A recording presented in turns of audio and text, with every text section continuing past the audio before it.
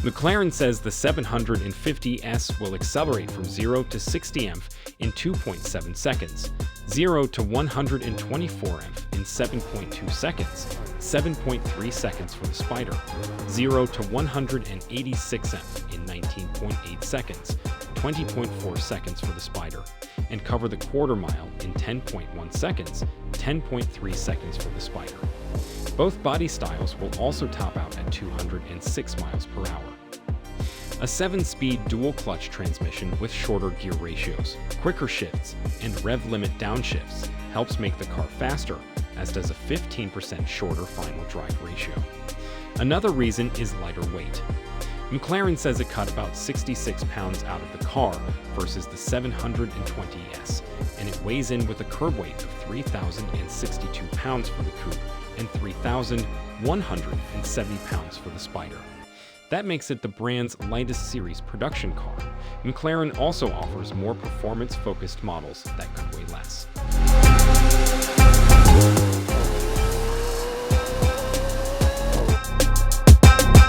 The 750S uses the brand's carbon fiber tub as the basic structure. It's called Monocage U for the coupe and Monocage UES for the Spider, and there is no difference in structural rigidity between the cars. The Spider has a power hardtop that takes 11 seconds to go up or down and can be controlled at speeds up to 31 miles per hour. The McLaren Proactive Chassis Control linked hydraulic suspension returns, this time in its third generation. The handling balance is slightly adjusted with front springs that are 3% softer and rear springs that are 4% stiffer, which should help the rear end feel more lively. New twin-valve dampers are also 4.4 pounds lighter. The car gets a 0.2-inch wider front track and rides on Pirelli Corsa P0 or optional P0 Trofeo R tires. McLaren says the wheels are the lightest yet on the series production car from the brand, and they save 30.4 pounds. The hydraulic assist power steering has a quicker ratio and a new power steering pump. The brake tuning is also revised for better performance and feel with a new brake booster and vacuum pump. Buyers will be able to opt for a track brake upgrade with carbon ceramic brakes from the Senna hypercar.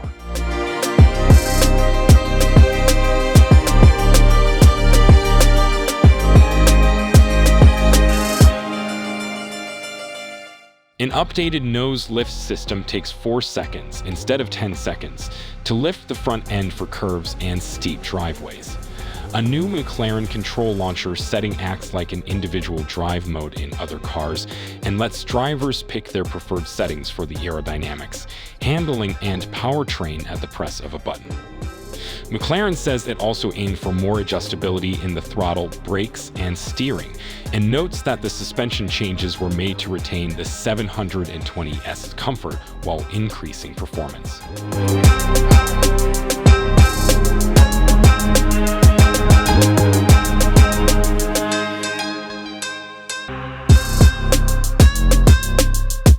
The new design is an update on the look of the 720S.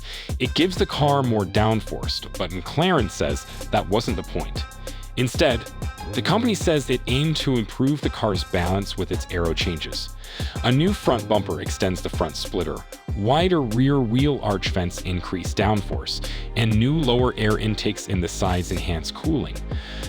The carbon fiber rear wing is 2.4 inches longer, which gives it 20% more surface area to better act as an air brake or an F1-style drag reduction system.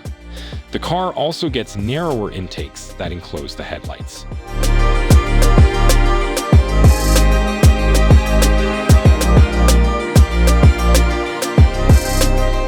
Inside, the 750S has a revised driver interface that moves the powertrain and handling mode adjustments from the center console to the binnacle, like in the Artura. It gets upgraded infotainment with an 8.0-inch touchscreen that now has Apple CarPlay, plus ambient lighting. Napa leather and Alcantara upholstery options will be offered, and carbon fiber seats that save 38.6 pounds will come standard. Even lighter carbon fiber seats will be available, as will a Bowers & Wilkins audio system.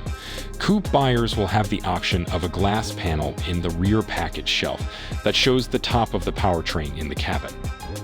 The 750S goes on sale later this year with a starting price of $331,740, including a $5,500 delivery fee and a $2,240 America's Accessories pack for the coupe and $352,740 for the Spider. Interested buyers can reserve their cars now at McLaren dealers.